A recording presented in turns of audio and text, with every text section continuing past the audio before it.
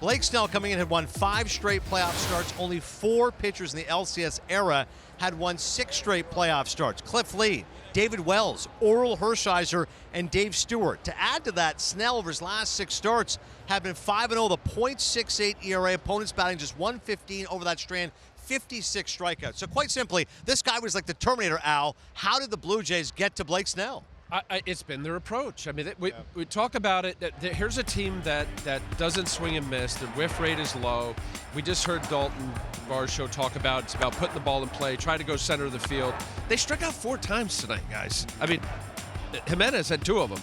You know, it's just a slow grind, right? It's foul ball, foul ball. I mean, each of these bats, there was 7-pitch at bat, 9-pitch at bat, 6-pitch, 7-pitch, 9. You know, either resulted in an out or a walk. But if 3 of them were walks, that's hard to navigate. As you're a pitcher, I don't care if Blake Snell, 2 Cy Young Awards or not, you're grinding just to get that out. And then even if you get it out, in some cases there were walks, you feel like, oh, okay, now I got to start over. And this is a full lineup. CY, you know that. From 1 through 9, you're battling. You're getting guys into 7, 8, 9 that's grinding these at-bats. Watching these at-bats, it was so impressive just as a fan of the game, watching the way that the Blue Jays were really able to grind them out. You try to understand, okay, the Blue Jays are #1 in contact percentage with over 80% contact rate. What does that look like in actual game play? What kind of pitchers are you doing that against? Blake Snell, that's the worst nightmare for an elite strikeout pitcher. If you're an elite strikeout pitcher and you go out there and execute your pitch, you need to get that swing and miss. The worst thing somebody can do is Alejandro Kirk out there fouling your balls off, forcing you to make another pitch, forcing you to execute another pitch, and sooner or later, you're going to make a mistake. You're going to either walk the guy and they're not going to chase, or you're going to leave a mistake over the plate and they're going to make you pay. And I think of, does good pitching beat good hitting? And this was the matchup we were always looking forward to, an elite strikeout guy versus an elite contact hitting team. I think the benefit today was that Snell just didn't have his stuff today. Snell was missing. I think the 11 days off played a part right here. He wasn't executing his fastball. He was missing just above the zone over and over again with his fastball to get himself behind the count. And then you have a team that doesn't strike out. It was a bad matchup, and the Blue Jays were able to take advantage tonight of that. I'm glad you mentioned 11 days. Honestly, it is. I don't know what kind of sim games he had. I don't know what kind of live BP. 11 days, especially when you're throwing as well as that Blake Snell had with his last 2 starts of 14 innings with 2 hits and no runs. So that was an issue. We saw in the first inning, 29 pitches. We talked about it. Woo! You know, he got out of it with no runs, but it's taxing. I want to throw this number out to you guys. At this ball club right here tonight, 85 swings, and they missed 15. Back to what you said, CY, about the best contact team, 17%. League average in Major League Baseball is about 26%. So that tells you the approach of these hitters and how difficult it is to navigate, as you just said, CY. Blake Snell was due for a letdown. 5 runs over 5 innings, 100 pitches. Here's his own self-assessment. Learned a lot. I wasn't locating the ball. I mean, it's pretty simple. Command with the fastball wasn't great.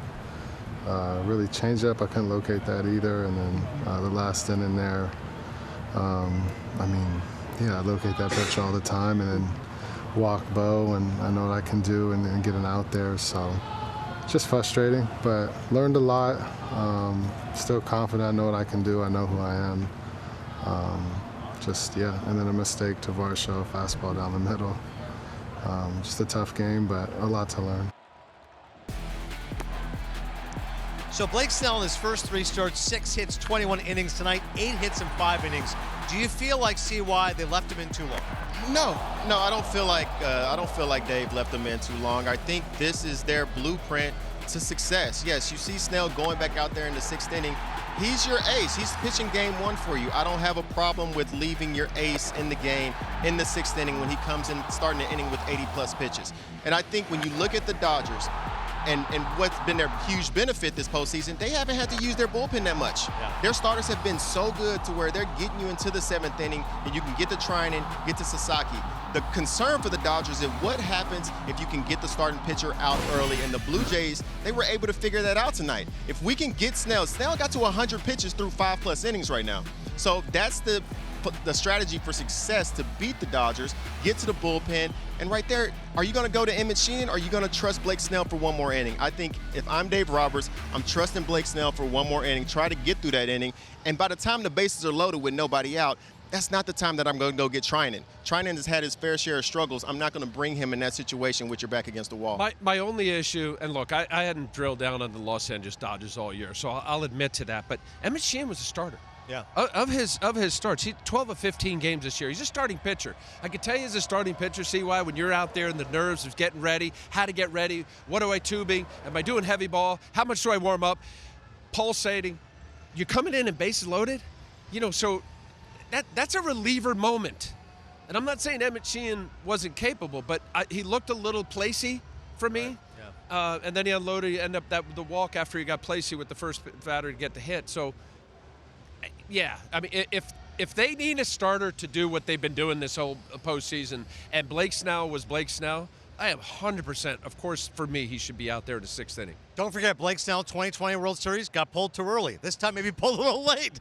The law of baseball, right? Law Yeah, of but I don't know if go. that's a situation. It's like, dang if you do, dang if you don't. Yes. It's one of those spots to where we haven't built enough trust, unfortunately, with some of the other guys in our bullpen right now. And Dave Roberts has a tough task to try to figure out what guys can I trust to try to win this World Series right here on the fly in some of the heaviest spots that you're going to come across. And it's a tough spot. So right there, I have no problem with him trusting his ace. Yeah, first 10 games this postseason, Dodgers bullpen 4.88. That has been a concern for them.